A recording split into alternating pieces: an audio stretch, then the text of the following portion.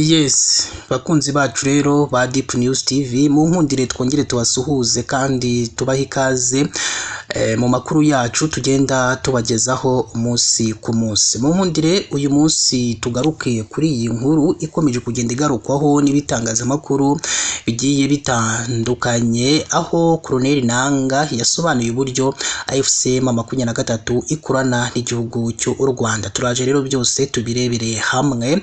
Mu cyumweru gishize nibwo ambasaderi w'u Rwanda muri Leta Zunze Ubumwe za Amerika Matilde Mukantabana yatangarije abadepite b'i Washington DC bashinzwe gukurikirana ibibera muri Afurika ko u Rwanda rukorana na AFC M23 mu bijyanye n'umutekano. Uyu ambasaderi Mukantabana yasobanuye ko u Rwanda na AFC M23 bikorana kubera ko bihuje impamvu yo kurinda abanyekongo bo mu bwoko bw'abatutsi, kandi ko byombi bihuje umwanzi ari wo umutwe w'iterabwoba ari wo FDLR ugizwe n'abagize uruhare muri jenoside yakorewe abatutsi mu mwaka w'1994. Yagize ati urwego rw'iki kibazo n'ingaruka zacyo ku mahame y'umutekano w'u Rwanda rwashyizeho ntirukwiye gukereswa. Niyo mpamvu u Rwanda rukorana mu by'umutekano na AFC M23, ndavuga mu buryo bweruye kugira ngo hubakwe icyizere binyuze mu mucyo. Uyu mudiplomate yakomeje agira ati nubwo u Rwanda na AFC M23 bihuje impamvu yo kurinda abatutsi muri RDC, ibitero bya FDLR n'imitwe y'intagondwa ishyigikiwe na FARDC, impamvu y'igihugu cyanjye irengiye gukumira ibindi bitero byambukiranya umupaka bigamije kurimbura nk'uko byagenze mu mpera z'1990 bishobora gushyira u Rwanda mu kaga gakomeye. Abo muri guverinoma ya RDC nk'umuvugizi wayo Patrick Muyaya, y'u Burundi nka Minisitiri w'Ububanyi n'Amahanga Dr Bizimana Edouard, ndetse na bimwe mu bitangazamakuru mpuzamahanga byatangiye kwandika ko nyuma y'igihe kirekire u Rwanda ruhakana gufasha AFC M23 noneho rwabyemeye. Mu kiganiro na igihe cyabereye mu mujyi wa Goma, umuyobozi wa AFC M23 Colonel Nanga yatangaje ko nta kidasanzwe kiri mu bufatanye bw'iri huriro n'u Rwanda mu gihe bihuje umupaka. Yagize ati nk'uko tubivuga mu Gifaransa, ese gukorana bivuze gufasha? Hoya, ese dukorana n'u Rwanda? Ntidukorana n'u Rwanda gusa, tunakorana na Uganda. Dufite ibyo duhuje n'u Rwanda mu rwego rw'umutekano ku kibazo cyo kuba FDLR igihari. FDLR ni umutwe ufite intego yo kujya guhungabanya ubutegetsi bw'u Rwanda.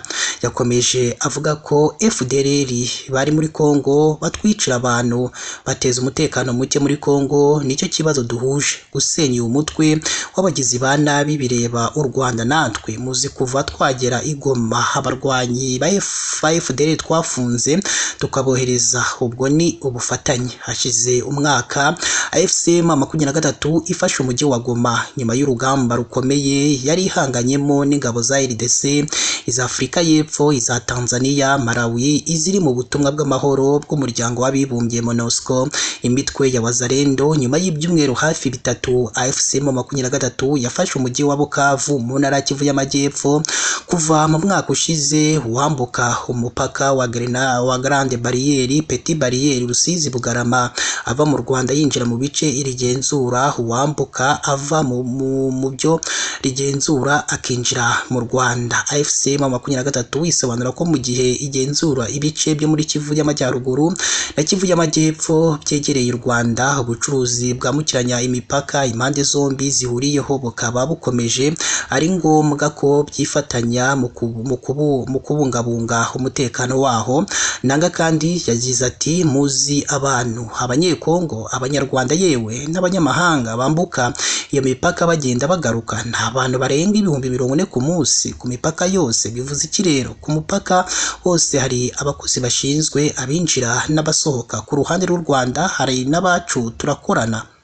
Umuyobozi wa AFC M23 yatangaje ko uretse u Rwanda n'iri huriro ryabo rikorana na Uganda ku mupaka bihuriyeho irimo wabunagana ndetse na Ishasha kugira ngo ibikorwa by'ubucuruzi bihuza Kampala n'intara ya Kivu y'Amajyaruguru bigende neza. Ati si u Rwanda gusa, Bunagana, Ishasha n'imipaka duhuriyeho na Uganda bimeze kimwe, dukorana nabo kugira ngo abantu bagere i Goma, abantu bose, abanyamakuru, abacuruzi cyangwa abandi kugira ngo bagere i Goma bisaba kunyura i Kigali cyangwa Kampala. Ndemeza ko hariho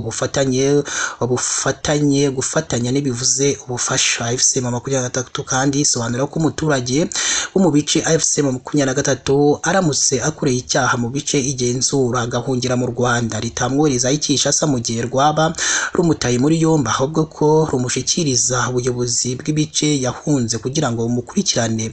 Iri huriro kandi ryatangaje ko ubufatanye bwaryo n'u Rwanda ndetse na Uganda bushingiye gusa ku nyungu z'abaturage, rikaba ribaza impamvu abavuga ko u Rwanda rurifasha bashingiye ku butumwa bwa Ambasaderi Mukantabana batavuga na Uganda irifasha.